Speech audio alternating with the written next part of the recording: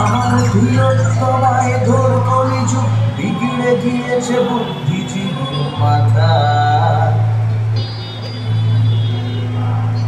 তুমি ভিসিয়ে দিয়েছ বাতাস আর দোষণ করেছ বিকৃত যৌনতা।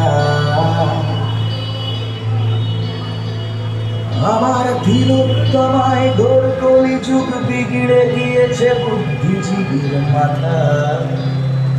তুমি ভিসিয়ে দিয়েছ বাতাস আর দোষণ করেছ বিকৃত যৌনতা।